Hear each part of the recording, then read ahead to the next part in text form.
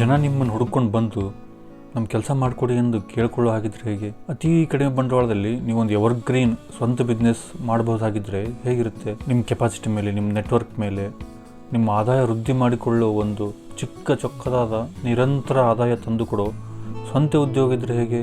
ನಿಮಗೆ urgent PAN card ಮಾಡಿಸೋದಿರುತ್ತೆ, ಇಲ್ಲ passport ಅರ್ಜಿ ಹಾಕೋದಿರುತ್ತೆ, ಯಾವುದೋ ಫೈನಾನ್ಸ್ ಲೋನ್ಗಳಿಗಾಗಿ ಅರ್ಜೆಂಟ್ ಸಿಬಿಲ್ ಸ್ಕೋರ್ ಬೇಕಾಗಿರುತ್ತೆ, ಇಮಿಡಿಯೇಟಾಗಿ ಮೊಬೈಲ್ ನಂಬರ್ನ ಆಧಾರ್ ಲಿಂಕ್ ಮಾಡೋದಿರುತ್ತೆ, ಇನ್ಕಮ್ ಟ್ಯಾಕ್ಸ್ ಹತ್ತಿರ ಬಂತು NPS ಮಾಡಿಸೋದಿರುತ್ತೆ, ಬೇರೆಯವ್ರಿಗೆ ಹೋಗ್ತಿದ್ರೆ ವೆಹಿಕಲ್ ಇನ್ಶೂರೆನ್ಸ್ ಮುಗಿದಿದೆ ಸೊ ಅರ್ಜೆಂಟಾಗಿ ವೆಹಿಕಲ್ ಇನ್ಶೂರೆನ್ಸ್ ಮಾಡಿಸೋದಿರುತ್ತೆ.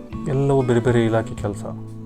ಒಂದೊಂದು ಕೆಲಸಕ್ಕೂ ಒಂದೊಂದು ಕಡೆ ತಿರುಗಾಡಿದ್ರೆ ಒಂದೊಂದು ದಿವಸ ವೇಸ್ಟ್ ಆಗ್ಬಿಡುತ್ತೆ. ಅದು ಬೆಳಗ್ಗೆ 10 ರಿಂದ 5 ಗಂಟೆ ಒಳಗೆ ನಿಮಗೆ ನಿಮ್ಮ ಕೆಲಸ ಬಿಟ್ಟು ಈ ಕೆಲಸ ಮಾಡೋಕ್ಕೆ ಟೈಮ್ ಇರಲ್ಲ. ಆಗ ನಿಮ್ಗೆ ಅನಿಸಿದ್ದಿರ್ಬೋದು, ಏನಪ್ಪ ಇದು ಎಷ್ಟು ಕಡೆ ತಿರುಗಾಡಬೇಕು ಅಂತ. ಚಿಂತೆ ಬೇಡ, ನಿಮಗೆಲ್ಲ ಸರ್ವಿಸಸ್ ಒಂದೇ ಕಡೆ ಹಾಗೂ ನಿಮ್ಮ ಬಿಡುವಿನ ಸಮಯದಲ್ಲಿ ನಿಮ್ಮ ಮೇಲಿನ ಎಲ್ಲ ಕೆಲಸಗಳನ್ನು ಮಾಡಿಕೊಡುವ ಒಂದು ಸರ್ವಿಸ್ ಪಾಯಿಂಟ್ ಇದೆ. ಇದುವೇ ನಮ್ಮ CSC ಅಂತ. CSC ಅಂದರೆ ಕಾಮನ್ ಸರ್ವಿಸ್ ಸೆಂಟರ್ ಅಂತ, ಕನ್ನಡದಲ್ಲಿ ಹೇಳ್ಬೇಕಂದ್ರೆ ಸಾಮಾನ್ಯ ಸೇವಾ ಕೇಂದ್ರ ಅಂತ. ಹಾಗಾದರೆ CSCಯಲ್ಲಿ ಸಿಗೋ ಸರ್ವಿಸಸ್ ಯಾವುದು ಅಂತ ನೋಡೋಣ. ಮೊದಲನೇದಾಗಿ ಗವರ್ನೆನ್ಸ್ ಸರ್ವಿಸಸ್ ಅಂದರೆ ಆಧಾರ್ ಬರುತ್ತೆ, ಆಧಾರಲ್ಲಿ ಅಪ್ಡೇಟ್ಸ್ ಇರುತ್ತೆ, ಫೋನ್ ನಂಬರ್ ಅಪ್ಡೇಟ್ ಮಾಡೋದು, ಅಡ್ರೆಸ್ ಅಪ್ಡೇಟ್ ಮಾಡೋದು, next PAN card, new PAN card ಅಥವಾ ಪ್ಯಾನ್ ಕಾರ್ಡ್ ಅಪ್ಡೇಟ್ ಮಾಡೋದು ಬರುತ್ತೆ. ಅದು UTI ಬರುತ್ತೆ, NSDL ಎರಡರಲ್ಲೂ ಮಾಡ್ಬೋದು. ಪ್ಯಾನ್ ಮಾಡ್ಬೋದು, 1 ಅವರಲ್ಲಿ ಬರೋಂಥದ್ದು ಮಾಡ್ಬೋದು, ಫಿಸಿಕಲ್ ಪ್ಯಾನ್ ಬರುತ್ತೆ ಅದನ್ನು ಮಾಡ್ಬೋದು. ನಂತರ ಬರೋದು ಫೈನಾನ್ಷಿಯಲ್ ಸರ್ವಿಸಸ್ನಲ್ಲಿ ಬ್ಯಾಂಕಿಂಗ್ ಸರ್ವಿಸಸ್ ಬರುತ್ತೆ. ಹಣ ತೆಗೆಯೋದು, ಹಣ ಡೆಪಾಸಿಟ್ ಮಾಡೋದು, ಮಿನಿ ಸ್ಟೇಟ್ಮೆಂಟ್ ಮಾಡೋದು, ಬ್ಯಾಲೆನ್ಸ್ ಚೆಕ್ ಮಾಡೋದು, ಈ ಥರದ್ದು. ಈ ಬ್ಯಾಂಕಿಂಗ್ ಸರ್ವಿಸ್ನಲ್ಲಿ ಮತ್ತೆ ನಿಮಗೆ BC ಅಂತ ಕೊಡ್ತಾರೆ, ಬಿಸ್ನೆಸ್ ಫೆಸಿಲಿಟೇಟರ್ ಅಂತ ಕೊಡ್ತಾರೆ, ಬಿಸ್ನೆಸ್ ಕರೆಸ್ಪಾಂಡೆಂಟ್ ಅಂತ ಕೊಡ್ತಾರೆ. ಸೊ ಅದರಲ್ಲಿ ನೀವು ಬ್ಯಾಂಕ್ ಅಕೌಂಟ್ ಮಾಡಿಸ್ಬೋದು, ಅವ್ರಿಗೆ ಬ್ಯಾಂಕಿಂದ ಹೋಮ್ ಲೋನ್ ಮಾಡಿಸ್ಬೋದು, ಪರ್ಸ್ನಲ್ ಲೋನ್ ಮಾಡಿಸ್ಬೋದು, ಬ್ಯಾಂಕಿನ ಯಾವುದೇ ಲೋನ್ ಇದ್ರೂ ನೀವು ಕಸ್ಟಮರ್ಸಿಗೆ ಕೊಡ್ಬೋದು. ಇಲ್ಲಿ BC ಅವ್ರಿಗೆ ಹೆಚ್ಚಿನ ಅವಕಾಶ ಇರುತ್ತೆ. BC ತೊಗೊಂಡವರು ನೀವು ಆಧಾರ್ ಸೆಂಟರ್ಸ್ ಅಂತ ತೆಗಿಬೋದು. ಬಿಸ್ನೆಸ್ ಕರೆಸ್ಪಾಂಡೆಂಟ್ ಆದವರು ಆ್ಯಸ್ ಎ ಮಿನಿ ಬ್ರ್ಯಾಂಚ್ ಆ ಬ್ಯಾಂಕನ್ನು ನೀವು ರೆಪ್ರೆಸೆಂಟ್ ಮಾಡಿದ್ದೀರ ನಿಮ್ಮ ಶಾಪ್ನಲ್ಲಿ. Vehicle loan, gold loan, home loan, MSME loan, ಈ ಥರ ಯಾವುದೇ ಬ್ಯಾಂಕಿಂದ ಯಾವುದೇ ಥರದ ಲೋನ್ ಇದ್ರೂ ನೀವು BC ಆಗಿ CSCಯಲ್ಲಿ ಸರ್ವಿಸ್ ಪ್ರೊವೈಡ್ ಮಾಡ್ಬೋದು. ನಂತರ ಇನ್ಶೂರೆನ್ಸ್ ಬರುತ್ತೆ, life insurance, health insurance, vehicle insurance. ಸುಮಾರು 28 ರಿಂದ 30 ಕಂಪ್ನಿಗಳಿವೆ. ಈ ಮಾರ್ಕೆಟ್ನಲ್ಲಿ ಇರ್ತಕ್ಕಂಥ ಎಲ್ಲ ಕಂಪ್ನಿಗಳ ಪ್ರಾಡಕ್ಟ್ಸು ಇವ್ರ ಥ್ರೂ ನೀವು ಸೇಲ್ ಮಾಡ್ಬೋದು. ಲೈಫ್ ಇನ್ಶೂರೆನ್ಸ್ ಸೇಲ್ ಮಾಡ್ಬೋದು, ಹೆಲ್ತ್ ಇನ್ಶೂರೆನ್ಸ್ ಸೇಲ್ ಮಾಡ್ಬೋದು, ಕಡೆ ವೆಹಿಕಲ್ ಇನ್ಶೂರೆನ್ಸ್ ಮಾಡ್ಬೋದು, 2 wheeler, 4 wheeler, special vehicles, goods ಗಾಡಿಗಳು, ಇವ್ರದ್ದೆಲ್ಲ ವೆಹಿಕಲ್ಸನ್ನು ಇನ್ಶೂರೆನ್ಸ್ ಮಾಡ್ಬೋದು. ನಂತರ ಬರೋದು ಪೆನ್ಷನ್ ಸ್ಕೀಮ್ಸ್, ಅಟಲ್ ಪೆನ್ಷನ್ ಯೋಜನಾ, ಆಮೇಲೆ NPS, ಇನ್ಕಮ್ ಟ್ಯಾಕ್ಸ್ ರಿಟರ್ನ್ ಮಾಡೋ ಟೈಮ್ನಲ್ಲಿ ಬರ್ತಾರೆ ಕೆಲವರು. ಅಮೌಂಟ್ ಸೇವ್ ಮಾಡಿರುತ್ತೆ, 50,000, 1 ಲಕ್ಷ ಇನ್ವೆಸ್ಟ್ ಮಾಡಿರುತ್ತೆ. ಸೊ ಅದನ್ನು NPSನಲ್ಲಿ ಮಾಡ್ತಾರೆ. ಸೊ ಅದನ್ನು ನೀವು NPS ಅಕೌಂಟ್ನ ಓಪನ್ ಮಾಡ್ಕೊಡ್ಬೋದು. ಬ್ಯಾಂಕಿಗೆ ಹೋಗಿ ಕಾಯ್ಬೋದು, ಇದರಲ್ಲಿ ಮಾಡ್ಬೋದು. ನಂತರ ಲೋನ್ ಸರ್ವಿಸಸ್, ಈ ಬ್ಯಾಂಕ್ ಅಲ್ಲದೆ ಬ್ಯಾಂಕೇತರ NFBCಸ್ಗಳು ಇದಾವೆ ಇಲ್ಲಿ. ಅದಾನಿ ಲೋನು, ಪಿರಾಮಲ್ ಲೋನ್ಸು, ತುಂಬ private company, government registered company, finance ಕಂಪ್ನಿಗಳಿದ್ದಾವೆ. ಆ ಕಂಪ್ನಿಗಳದ್ದು ಲೋನ್ ಕೂಡ ಕೊಡ್ಬೋದು ನೀವು. ಅದರಲ್ಲೂ vehicle loan, personal loan, business loan, ಇವನ್ನೆಲ್ಲ ಕೊಡ್ಬೋದು ನೀವು. ನಂತರ ಎಜುಕೇಷನಲ್ ಸರ್ವಿಸಸ್ ಇಲ್ಲಿ TEC ಅಂತ ಟೆಲಿ ಎಂಟರ್ಪ್ರಿನರ್ ಕೋರ್ಸ್ ಕೊಡ್ಬೋದು, ಬೇಸಿಕ್ ಕಂಪ್ಯೂಟರ್ ಕೋರ್ಸ್ ಕೊಡ್ಬೋದು, ಒಲಿಂಪಿಯಾಡ್ ಸ್ಟೂಡೆಂಟ್ಸಿಗೆ ರಿಜಿಸ್ಟ್ರೇಷನ್ ಮಾಡಲಿಕ್ಕೆ ಕೊಡ್ಬೋದು. ಆನ್ಲೈನ್ ಕೋಚಿಂಗ್ ಇರುತ್ತೆ, ಆನ್ಲೈನ್ ಕೋಚಿಂಗ್ ಕ್ಲಾಸಸ್ಗಳು ಇರ್ಬೋದು. ಅಲ್ಲಿ ಇಂಗ್ಲೀಷ್ ಸ್ಪೀಕಿಂಗ್ ಕೋರ್ಸಸ್ ಇದ್ದಾವೆ. ಎಜುಕೇಷನ್ಗೆ ಸಂಬಂಧಪಟ್ಟದ್ದು ತುಂಬ ಕೋರ್ಸಸ್ ಇದ್ದಾವೆ. ಆಮೇಲೆ ಕೆಲವೊಂದು ಡೈರೆಕ್ಟ್ SLC ಅಥವಾ PUCಗೆ ಅಡ್ಮಿಷನ್ ಮಾಡಿಸ್ಕೊಳ್ಳೋವಂಥ ಎಜುಕೇಷನ್ ಸಿಸ್ಟಮ್ಸ್ ಇದೆ. ಇದರಲ್ಲಿ ಓಪನ್ ಸ್ಕೂಲಿಂಗ್ ಇದೆ, ನ್ಯಾಷನಲ್ ಓಪನ್ ಸ್ಕೂಲಿಂಗ್ದು, ಭಾರತ್ ಓಪನ್ ಸ್ಕೂಲು, ಈ ಥರ ಎಜುಕೇಷನ್ ಸರ್ವಿಸಸ್ ಕೂಡ ಇದೆ. ನಂತರ ಹೆಲ್ತ್ ಕೇರ್ ಸರ್ವಿಸಸ್ ಬರ್ತವೆ. ಹೆಲ್ತ್ ಕೇರ್ನಲ್ಲಿ ಟೆಲಿಮೆಡಿಸಿನ್ ಬರುತ್ತೆ. ಟೆಲಿಮೆಡಿಸಿನಲ್ಲಿ ಅಂದರೆ ನೀವು ಹೋಮಿಯೋಪತಿ ಆಗ್ಬೋದು, ಅಲೋಪತಿ ಆಗ್ಬೋದು, ಯಾವುದೇ ಸಿಸ್ಟಮ್ದಾಗ್ಬೋದು, ಅದರದ್ದು ನಿಮ್ಗೆ ಕೇಳಿ ₹100 ಕನ್ಸಲ್ಟೇಷನ್ ಫೀನಲ್ಲಿ ಅಥವಾ ಅತಿ ಕಡಿಮೆ ಕನ್ಸಲ್ಟೇಷನ್ ಫೀನಲ್ಲಿ ನೀವು ಆನ್ಲೈನ್ ಕನ್ಸಲ್ಟೇಷನ್ ತೊಗೋಬೋದು. ನಿಮ್ಗೆ ಯಾವುದೇ ಕ್ವರೀಸ್ ಇದ್ರೂ ತೊಗೋಬೋದು. ಇದರಿಂದ ಟೆಲಿಲಾ ಅಂತ ಬರುತ್ತೆ, ಅಂದರೆ ನೀವು ಲಾಯರ್ ಒಪಿನಿಯನ್, ನಿಮ್ಗೆ ಯಾವುದೇ ಕೇಸ್ ನಿಮಗೆ ಹೊರಗಡೆ ಲಾಯರ್ಸನ್ನು ಕಾಂಟ್ಯಾಕ್ಟ್ ಮಾಡಲಿಕ್ಕೆ ಮುಜುಗರ ಅಂತಿರ್ಬೋದು ಕೆಲವೊಮ್ಮೆ, ಇಲ್ಲ ಸೆಕೆಂಡ್ ಒಪಿನಿಯನ್ ತೊಗೊಳೋದಿರುತ್ತೆ. ಸೊ ನಾಮಿನಲ್ ಫೀಸ್ ಇರುತ್ತೆ. ನಾಮಿನಲ್ ಫೀಸ್ ಮಾಡಿ ನೀವು ಅಪಾಯಿಂಟ್ಮೆಂಟ್ ಫಿಕ್ಸ್ ಮಾಡಿಕೊಂಡ್ರೆ ನೀವು ಆನ್ಲೈನಲ್ಲಿ ನಿಮ್ಮ ಕ್ವರೀಸ್ನೆಲ್ಲ ಹಾಕ್ಬೋದು. ನಿಮ್ಮ ಡಾಕ್ಯುಮೆಂಟ್ಸ್ ಏನಿರೋದನ್ನೆಲ್ಲ ಅಪ್ಲೋಡ್ ಮಾಡಿದರೆ ನಿಮಗೊಂದು ಅಪಾಯಿಂಟ್ಮೆಂಟ್ ಟೈಮ್ ಸಿಗುತ್ತೆ. ಆ ಟೈಮ್ನಲ್ಲಿ ಒಬ್ಬ ಲಾಯರ್ನ ಅವರು ಇರ್ತಾರೆ. ಆ ಲಾಯರ್ ನಿಮಗೆ ನಿಮ್ಮ ಸಮಸ್ಯೆಗಳಿಗೆ ಪರಿಹಾರ ಮತ್ತು ನೀವು ಸಜೆಷನ್ಸ್ ಕೇಳ್ಬೋದು ಅವ್ರನ್ನ. ಇದು ಬಿಟ್ಟು ಮತ್ತೆ ಬಿಲ್ ಪೇಮೆಂಟ್ ಇದೆ, BBPS, ಆಮೇಲೆ IRCTC ಟ್ರೈನ್ ಬುಕ್ಕಿಂಗ್ ಮಾಡ್ಬೋದು, ರಿಸರ್ವೇಷನ್ ಮಾಡ್ಬೋದು. ನಂತರ ರೆಡ್ ಬಸ್ ಟಿಕೆಟ್, ಅಂದರೆ ಪ್ರೈವೇಟ್ ಬಸ್ಸಸ್ಗಳು ಕೂಡ ನೀವು ರಿಸರ್ವೇಷನ್ ಮಾಡ್ಬೋದು. ಆಮೇಲೆ ಮೊಬೈಲ್ ರೀಚಾರ್ಜ್ ಮಾಡ್ಬೋದು, DTH ರೀಚಾರ್ಜ್ ಮಾಡ್ಬೋದು.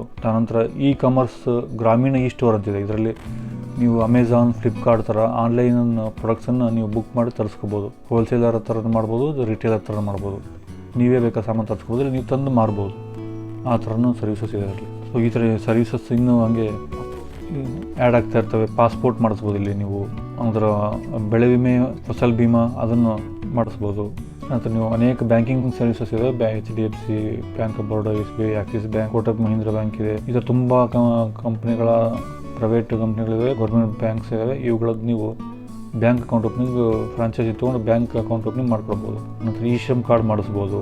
ಮತ್ತು ಸಿಬಿಲ್ ಸ್ಕೋರ್ ತಗೊಳ್ಬೋದು. ಈಗೆಲ್ಲ ಫೈನಾನ್ಸ್ ಕಂಪ್ನಿಗಳು ಯಾವುದೇ ಎಲ್ಲೆಲ್ಲಿ ಅಂತ ಹೋಗ್ಬೇಕಂದ್ರೆ ಬದಲು ನಿಮ್ಮ ಸಿಬಿಲ್ ಚೆಕ್ ಮಾಡ್ಕೊಂಬರ್ರಿ ಅಂತ. ಚೆಕ್ ಮಾಡೋದಲ್ಲ, ನೀವು ಪ್ರಿಂಟೌಟ್ ರಿಪೋರ್ಟ್ ಬೇಕಾಗುತ್ತೆ. ಸೊ ರಿಪೋರ್ಟ್ ನೀವು CSC ಸೆಂಟ್ರಿಗೆ ಹೋಗಿ ನಾಮಿನಲ್ ಫೀಸ್ ಕೊಟ್ಟರೆ ನಿಮಗೆ ನಿಮ್ಮ ಸಿಬಿಲ್ ಸ್ಕೋರ್ನ ಅವ್ರು ತಗೊಡ್ತಾರೆ. ಆನಂತರ ಇಲ್ಲಿ ಆಧಾರ್ ಎನೇಬಲ್ಡ್ ಪೇಮೆಂಟ್ ಸಿಸ್ಟಮ್ ಅಂತ APS, DGP ಅಂತಿದೆ. ಇದರಲ್ಲಿ ನೀವು ನಿಮ್ಮದು ಆಧಾರ್ ಕಾರ್ಡ್ ನಂಬರು ನಿಮ್ಮ ಹೆಬ್ಬಟ್ಟು ಕೊಟ್ಟರೆ ನಿಮ್ಮ ಬ್ಯಾಂಕಿಂದ ದುಡ್ಡು ವಿಡ್ರಾ ಮಾಡ್ಬೋದು, ದುಡ್ಡು ಟ್ರಾನ್ಸ್ಫರ್ ಮಾಡ್ಬೋದು, ಮಿನಿ ಸ್ಟೇಟ್ಮೆಂಟ್ ತೆಗಿಬೋದು. ಯಾರಿಗಾದ್ರೂ ದುಡ್ಡು ಕಟ್ಟಂಗಿದ್ರೆ ಅಕೌಂಟಿಗೆ ದುಡ್ಡು ಕಟ್ಕೋಬೋದು.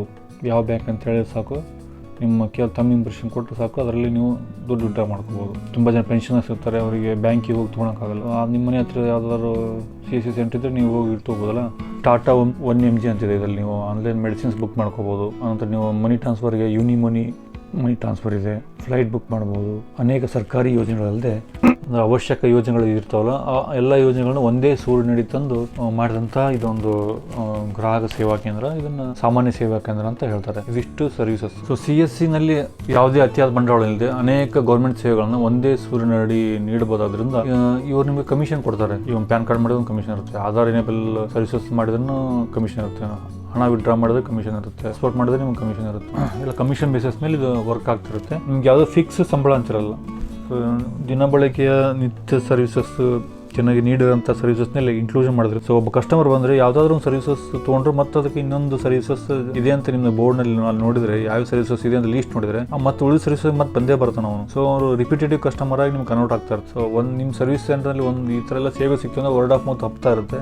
ಕೆಲವೊಂದು ಸೀಸನ್ ಇರುತ್ತೆ, ನೋಡ್ತೀವಿ ಕೆಲವೊಂದು ಆಧಾರದ ಕ್ಯೂ ಇರುತ್ತೆ, ಕೆಲವೊಂದು ಸಲ ಪ್ಯಾನ್ ಕಾರ್ಡಿಂದ ಮಾಡಿಸೋ ಕ್ಯೂ ಇರುತ್ತೆ, ಕೆಲವೊಂದು ಸಲ ಸಿಬಿಲ್ ಸ್ಕೋರ್ ಇರುತ್ತೆ, ಒಂದು ಸೀಸನ್ ಇರುತ್ತೆ ಕೆಲವೊಂದು ಸಲ. ಸೊ ಪ್ರತಿ ಸೀಸನ್ನು ನಿಮಗೆ ದಿನ ಒಂದೊಂದು ಸೀಸನ್ ಇದ್ದೇ ಇರುತ್ತೆ. ಇದರಲ್ಲಿ ಕಡಿಮೆ ಬಂಡವಾಳದಲ್ಲಿ ನೀವು ನಿರಂತರವಾಗಿ ಹಣ ದುಡಿಬೋದು. ಇದರಲ್ಲಿ ನೀವು ಯಾವ ಥರ ನೀವು ಸರ್ವಿಸಸ್ ಕೊಡ್ತೀರಾ ಅದ್ರ ಮೇಲೆ ಡಿಪೆಂಡ್. ಯಾಕಂದರೆ ಎಲ್ಲ ಗೌರ್ಮೆಂಟ್ ಕೆಲವು ಸರ್ವಿಸಸ್ ತಾಲೂಕು ಆಫೀಸ್ ಸಿಗ್ತಿರ್ತವೆ. ಸೊ ಅಲ್ಲಿ ಅವ್ರು 10ರಿಂದ ಇದು ಮಾಡ್ಲಿಕ್ಕೆ ಆಗಲ್ಲ. ಕೆಲವು ತುಂಬ ಜನಕ್ಕೆ ರಜೆ ಮಾಡಿ ಹೋಗೋದು ಸಮಸ್ಯೆ ಇರುತ್ತೆ. ಸೊ ನೀವು ಬೆಳಿಗ್ಗೆ 8ರಿಂದ ಅಂದರೆ ಅವ್ರು ಕೆಲಸಕ್ಕೆ ಹೋಗೋಕ್ಕಿಂತ ಮೊದಲೇ ತೆಗೆದ್ರೆ ಅವಾಗ ಸರ್ವಿಸ್ ಕೊಡ್ಬೋದು. ಕೆಲವರು 5 ಗಂಟೆ ನಂತರ ಬರ್ತಾರೆ ಕೆಲಸ ಮುಗಿಸ್ಕೊಂಡು. ಸೊ 5 ನಂತರ ನೀವು ಸರ್ವಿಸಸ್ ಕೊಟ್ಟರೆ ಜನ ಬಂದು ಮಾಡಿಸ್ತಾರೆ. ನಿಮಗೆ ಗೌರ್ಮೆಂಟಲ್ಲಿ ಕಾಯ್ದಕ್ಕಿಂತ ಇಲ್ಲಿ ನಿಮಗೆ ಫೆಸಿಲಿಟೀಸ್ ಚೆನ್ನಾಗಿ ಕೊಟ್ಟರೆ ಇಲ್ಲೇ ಬಂದು ಸರ್ವಿಸಸ್ ತೊಗೊಳ್ತಾರೆ. ಹಾಗಾದರೆ CSC ಸೆಂಟರ್ ತೊಗೊಳ್ಬೇಕಾದ್ರೆ ಏನೇನು ಬೇಸಿಕ್ ನೀಡ್ಸ್ ಇರಬೇಕು ನೋಡೋಣ, ಅಥವಾ ರಿಕ್ವೈರ್ಮೆಂಟ್ಸ್ ಏನಿರಬೇಕು ಅಂತ ನೋಡೋಣ ಬರ್ರಿ. ಇಲ್ಲಿ ಎಜುಕೇಷನ್ ಅಂತ ಬಂದರೆ ಗ್ರಾಮೀಣ ಪ್ರದೇಶದವರಿಗೆ SLC ಆಗಿರ್ಬೇಕು ಮಿನಿಮಮ್. ನೀವು ಅರ್ಬನ್ ಏರಿಯಾದಾದ್ರೆ ಸೆಕೆಂಡ್ PUC ಪಾಸ್ ಆಗಿರ್ಬೇಕು. ಮತ್ತೆ ಇಲ್ಲಿ ನೀವು ಬೇಸಿಕ್ ಕಂಪ್ಯೂಟರ್ ಜ್ಞಾನ ಇರಬೇಕು, ಅದು ಯಾವ್ದು ಸರ್ಟಿಫಿಕೇಟ್ ಇರಬೇಕು. ಸೊ ಇವ್ರದ್ದೇ ನೀವು CSC ಅವರೇ ಒಂದು ಕೊಡೋ ಸರ್ಟಿಫಿಕೇಟ್ ಇದೆ, TEC ಅಂತೇಳಿ, ಟೆಲಿ ಎಂಟರ್ಪ್ರಿನರ್ ಕೋರ್ಸ್ ಅಂತೇಳಿ. ಸೊ ಆ ಕೋರ್ಸ್ ಮಾಡಿದ್ರೆ ಬೇಗ ಸಿಗೋ ಚಾನ್ಸಸ್ ಇರುತ್ತೆ ನಿಮಗೆ. ಆಮೇಲೆ ನಿಮ್ಮದು ಶಾಪ್ ಇರಬೇಕು, ಶಾಪ್ನಲ್ಲಿ ಬೇಸಿಕ್ ಕಾನ್ಫಿಗರ್ ಅಂತ ಒಂದು ಕಂಪ್ಯೂಟರ್ ಇರಬೇಕು, UPS ವಿತ್ ಬ್ಯಾಟ್ರಿ ಬ್ಯಾಕಪ್ ಇರಬೇಕು, ಒಂದು ಇಂಟರ್ನೆಟ್ ಕನೆಕ್ಷನ್ ಇರಬೇಕು, ಬ್ರಾಡ್ಬ್ಯಾಂಡ್ ಇದ್ರೆ ಉತ್ತಮ, ಒಂದು ಇಂಕ್ಸೆಟ್ ಅಥವಾ ಲೇಸರ್ದು ಕಲರ್ ಪ್ರಿಂಟ್ ಇರಬೇಕು, ಇಲ್ಲಿ ಸ್ಕ್ಯಾನರ್ ಇರಬೇಕು. ಅದರಲ್ಲಿ ಈಗೆಲ್ಲ ಸ್ಕ್ಯಾನರ್ ಮತ್ತು ಪ್ರಿಂಟರ್ ಇರೋಂಥದ್ದು 2-in-1 ಎಲ್ಲ ಪ್ರಿಂಟರ್ ಸಿಗ್ತವೆ. ಇವಿಷ್ಟು ನೀವು ಬೇಸಿಕ್ ಇವಿಷ್ಟು ನೀವು ಇರಬೇಕು. ಇದೆಲ್ಲ ಇದ್ಕೊಂಡ್ಮೇಲೆ ಇದನ್ನು ನೀವು CSC ಕ್ಲೌಡ್ನಲ್ಲಿ ಹೋಗಿ ಆನ್ಲೈನ್ ಅರ್ಜಿ ಹಾಕ್ಬೋದು. ನಿಮ್ಮದು ಶಾಪ್ ಏನಿದೆ ಡೀಟೇಲ್ಸು, ನಿಮಗೆ ಇರತಕ್ಕಂಥ ಕಂಪ್ಯೂಟರ್ ಪೆರಿಫರಲ್ಸ್ ಏನಿದಾವೆ, ನಿಮ್ಮ ಬ್ರಾಡ್ಬ್ಯಾಂಡ್ ಕನೆಕ್ಷನ್ ಅಳತೆ ಇದೆ, ಅದನ್ನು ನೀವು ಡೀಟೇಲ್ಸ್ ಎಂಟ್ರಿ ಮಾಡಿದ್ರೆ ಅಪ್ಲೋಡ್ ಮಾಡಿದ್ಮೇಲೆ ನಿಮ್ಮ ಫೋನಿಗೆ ಅದು ಸ್ವಲ್ಪ ದಿವಸ ಆದಮೇಲೆ ವೆರಿಫೈಗೆ ಅಂತ ಬರುತ್ತೆ. ಸೊ ಲೋಕಲ್ ಡಿಸ್ಟ್ರಿಕ್ಟ್ನಲ್ಲಿರುವಂತಹ DMಗಳು ಇರ್ತಾರೆ, ಅವ್ರು ಬಂದು ಚೆಕ್ ಮಾಡ್ತಾರೆ. ಚೆಕ್ ಮಾಡಿ ಅವರು ಎಲ್ಲ ಓಕೆ ಕೊಟ್ಟಮೇಲೆ ನಿಮ್ಮ ಇಮೇಲ್ ಐಡಿಗೆ ಬರುತ್ತೆ, ನಿಮ್ಮದು ID ಪಾಸ್ವರ್ಡ್ ಬರುತ್ತೆ CSC ಲಾಗಿನ್ದು. ಸೊ ಒಮ್ಮೆ ID ಪಾಸ್ವರ್ಡ್ ಬಂದರೆ ಅದು ಲಾಗಿನ್ ಮಾಡಿಕೊಂಡ್ರೆ ನಿಮ್ಮದು ಅಕೌಂಟ್ ಕ್ರಿಯೇಟ್ ಆಗುತ್ತೆ. CSCನ 2006ರಲ್ಲಿ ಇದನ್ನು ನ್ಯಾಷನಲ್ ಗವರ್ನೆನ್ಸ್ ಪ್ಲಾನ್ ಕೇಳಿ ಸೆಂಟ್ರಲ್ ಗೌರ್ಮೆಂಟ್ನ ಜಾರಿಗೊಳಿಸಿದ್ರು. ಪ್ರಾರಂಭದಲ್ಲಿ ಒಂದು ನೆಟ್ವರ್ಕ್ ICT ಎನೇಬಲ್ಡ್ ಆಕ್ಸೆಸ್ ಪಾಯಿಂಟ್ಸ್ಗಳಾಗಿ ವಿವಿಧ ಸರ್ಕಾರಿ ಯೋಜನೆಗಳನ್ನ ಗ್ರಾಮೀಣ ಪ್ರದೇಶದ ಭಾಗಗಳಲ್ಲಿ ತಲುಪಿಸುವುದು ಇದ್ರ ಮುಖ್ಯ ಉದ್ದೇಶ ಆಗಿದೆ. ಆದರೆ 2015ರಲ್ಲಿ ಡಿಜಿಟಲ್ ಇಂಡಿಯಾ ಪ್ರೋಗ್ರಾಮ್ ಅಡಿಯಲ್ಲಿ ಇದರಲ್ಲಿ ಇನ್ನೂ ಅನೇಕ ಹೆಚ್ಚಿನ ಸೇವೆಗಳನ್ನು ಅಳವಡಿಸಿ ಸರ್ಕಾರದ ಪ್ರಮುಖ ಯೋಜನೆಗಳನ್ನು ಜಾರಿಗೊಳಿಸಲು ಹಾಗೂ ಡಿಜಿಟಲೀಕರಣಗೊಳಿಸಲು ಪ್ರಮುಖ ಕೊಂಡಿಯಾಗಿ CSCನ ಬಳಸಲಾಗುತ್ತದೆ. ಹಾಗಾದರೆ CSC ಮುಖ್ಯ ಉದ್ದೇಶಗಳೇನಪ್ಪ ಅಂತಂದರೆ ಹಳ್ಳಿಗಡಿನ ಅಥವಾ ಮೂಲಸೌಕರ್ಯ ಸೌಲಭ್ಯವಿಲ್ಲದಂತಹ ದೂರದ ಪ್ರದೇಶಗಳನ್ನು ಬೆಸೆಯುವ ಕೊಂಡಿಯಾಗಿ ಹಾಗೂ ಡಿಜಿಟಲ್ ಸೇವೆಗಳನ್ನು ಜನರಿಗೆ ತಲುಪಿಸುವ ಕೆಲಸ ಮಾಡಲಿಕ್ಕಾಗಿ ಇದೊಂದು ಬ್ರಿಡ್ಜ್ ಥರ ಡಿಜಿಟಲ್ ಇಂಡಿಯಾದ ಭಾಗವಾಗಿ CSCನ ಮುಖ್ಯವಾಗಿ ಸ್ಥಾಪನೆ ಮಾಡಿ. ಮತ್ತು ಎಕನಾಮಿಕ್ ಇನ್ಕ್ಲೂಷನ್ ಅಂತಂದರೆ ಬ್ಯಾಂಕಿಂಗ್ ಮತ್ತು ಹಣಕಾಸಿನ ಸೇವೆಗಳನ್ನು ಯಾರಿಗೆ ತಲುಪಿರಲ್ಲ ಅವ್ರ ಮನೆ ಬಾಗಿಲಿಗೆ ತಲುಪಿಸೋ ಸಲುವಾಗಿ ಇದನ್ನು ಸ್ಥಾಪನೆ ಮಾಡಲಾಯಿತು. ಎಜುಕೇಷನ್ ಮತ್ತು ಸ್ಕಿಲ್ ಡೆವಲಪ್ಮೆಂಟ್ ಅಂದರೆ ಆನ್ಲೈನ್ ಮುಖಾಂತರ ಕಲಿಕೆ ಮತ್ತು ಕೌಶಲ್ಯಗಳ ಅಭಿವೃದ್ಧಿ, ಹಲವಾರು ಕಲಿಕೆ ಮತ್ತು ಕೌಶಲ್ಯಗಳನ್ನು ಸ್ಕಿಲ್ಸನ್ನು ಕಲಿಸೋದು ಇದರ ಮುಖ್ಯ ಉದ್ದೇಶ ಆಗಿತ್ತು. ಅಂದರೆ ಸೋಷಿಯಲ್ ಇನ್ಕ್ಲೂಷನ್ ಅಂದರೆ ಸರ್ಕಾರದ ಅನೇಕ ಸಮಾಜ ಕಲ್ಯಾಣ ಯೋಜನೆಗಳನ್ನು ಆ ಸೇವೆಗಳನ್ನು ಸುಲಭವಾಗಿ ಮತ್ತು ಸುಲಲಿತವಾಗಿ ಜನಸಾಮಾನ್ಯರಿಗೆ ದೊರೆಯುವಂತೆ ಮಾಡೋದು ಇದು ಮುಖ್ಯ ಉದ್ದೇಶ ಆಗಿತ್ತು. CSC ನಲ್ಲಿ ಆಪರೇಟ್ ಮಾಡೋರು ಏನಂತಾರೆ ಅಂತಂದರೆ VLE ಅಂತಾರೆ. ಅಂದರೆ VLE ಅಂದರೆ ವಿಲೇಜ್ ಲೆವೆಲ್ ಎಂಟರ್ಪ್ರಿನರ್ ಅಂತಾರೆ. ಮುಖ್ಯವಾಗಿ ಇದನ್ನು ಸ್ಟಾರ್ಟಿಂಗ್ ಹಳ್ಳಿಗಳೇ ಸ್ಟಾರ್ಟ್ ಮಾಡಿದ್ರಿಂದ ಅದಕ್ಕೆ VLEs ಅಂತ ಅವ್ರನ್ನ ಕರೆದ್ರು. ಸೊ VLEಗಳು ಅವರೇ ಆಪ್ರೇಟ್ ಮಾಡ್ಬೋದು, ಇಲ್ಲ ಅವರು ಕೆಲವು ಯಾರಾದ್ರೂ ಆಪ್ರೇಟಿಂಗ್ ಇಟ್ಕೊಂಡು ಆಪ್ರೇಟ್ ಅಂತ ಅವರಿಗೆ ಅವ್ರನ್ನ ಎಂಟ್ರಿ ಮಾಡಿ ಅವ್ರ ಥ್ರೂ ನೀವು ವರ್ಕ್ ಮಾಡ್ಬೋದು. ಇಲ್ಲಿ CSC ಮತ್ತೆ ಇದರಲ್ಲಿ ಮುಖ್ಯವಾಗಿ ಕೆಲಸ ಮಾಡೋದು ಅಂತಂದ್ರೆ CSC ಅಲ್ಲಿ ಇರೋಂಥದ್ದು VLEಗಳು. ನೆಕ್ಸ್ಟ್ ಬರೋಂಥದ್ದು SPV ಅಂತ ಬರುತ್ತೆ.